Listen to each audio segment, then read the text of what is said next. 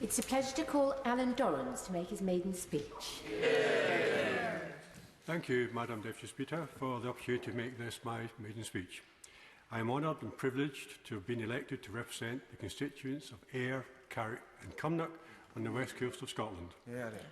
However, I would not be here for not the commitment of my campaign team who worked tirelessly to get me elected, and for the people who voted for me, the 20,272 people who put their trust in me to act with honesty and integrity as their representative. I am proud and pleased, Madam Deputy Speaker, that my son Peter is in the public gallery. Peter is a civil servant. He has asked me, perhaps understandably, that I campaign to increase civil service pay,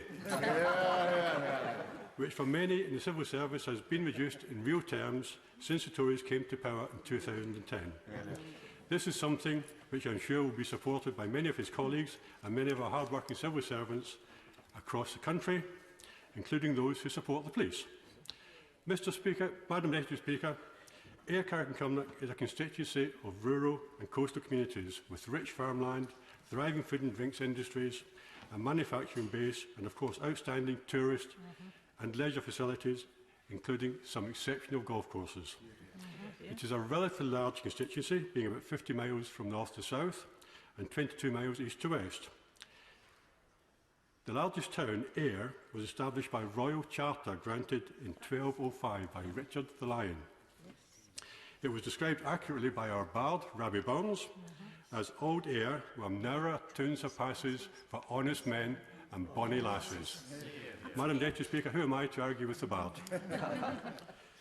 To the south of the constituency is Maybole, the ancient capital of Carrick, and the picturesque seaside town of Girvan.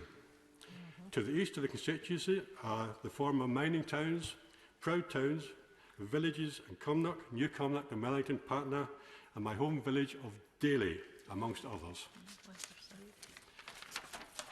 Famous people associated with the constituency include King Robert the Bruce, who was born in Tunbury Castle, who went on to lead the fight for Scottish independence, winning the Battle of Bannockburn in 1314. Keir Hardie, one of the founders and first leaders of the Labour Party, who made his home in Cumnock, and a beautiful commemorative bust of Keir Hardie proudly stands outside Cumnock Town Hall. And Robbie Burns, our national bard, whose birthday is celebrated this week. It is not by accident that I mention these three very famous individuals, Madam Deputy Speaker, as they all share my passion for freedom and self-determination for Scotland. By tradition, I pay tribute to my predecessor, Bill Grant. I do this without difficulty, as Bill and I were councillors together, and we agreed at the beginning of the council that we'd work together collaboratively for the benefit of our constituents and not along political lines. Perhaps a model that could be followed by others, Madam Deputy Speaker. In addition to Bill's contribution to Parliament, I can also say that he worked with integrity and did the best for what he thought was for the community. Madam Deputy Speaker, in a former career, I was a police officer. I served here in London with the Metropolitan Police, both as a uniform response officer and a detective, achieving the rank of Detective Inspector. With the help of the Commons Library, I've been able to establish that I'm probably only the fourth person ever to have served in both the Metropolitan Police and the Commons since 1829. Madam Deputy Speaker, I could regale the Chamber with hours of stories of frontline policing, but I won't.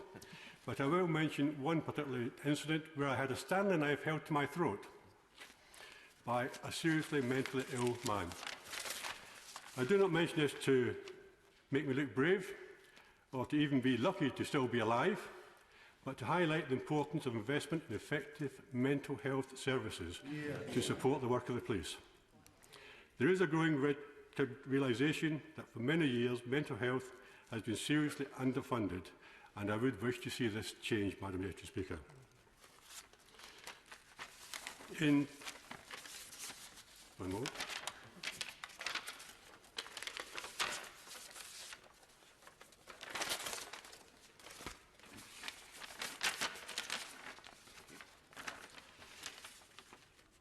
Madam Deputy Speaker, I want to turn briefly to the Prime Minister's promised to increase policing by 20,000 in the next 3 years. 26,000 police officers are going to retire in the next 3 years. So realistically, he's going to have to recruit 46,000 police officers. I look forward to seeing how that progresses. Madam Deputy Speaker, I turn briefly to something which is not covered by criminal law in this country, but which will undoubtedly go down as one of the greatest crimes of this century. I refer to the grand theft of the pensions of the 50sWomen. 3.8 million in this country, including 6,800 in my own constituency, who have had their pensions stolen. They've been denied the chance to retire when they expected to. They're robbed of the opportunity to spend time with their families, especially their grandchildren. They're suffering financial difficulties and mental health issues caused by the loss of that pension. And tragically, some have died before reaching their enforced delayed retirement age. I would therefore urge the Government to look again with the greatest urgency at the plight of these 50sWomen and to right the cruel injustice once and for all. In conclusion, Madam Deputy Speaker, during my acceptance speech on election night, I said I sincerely hoped that this is the last time that the people of Ayr, Carrick and Cumnock need to send an elected representative to Parliament in Westminster. I look forward with confidence to the time in the not too distant future that Scotland will be an independent country, able to choose its own future, a time when the decision as to whether Scotland should be a member of the European Union and all other matters affecting Scotland will be decided by the people of Scotland. Thank you, Madam Deputy Speaker.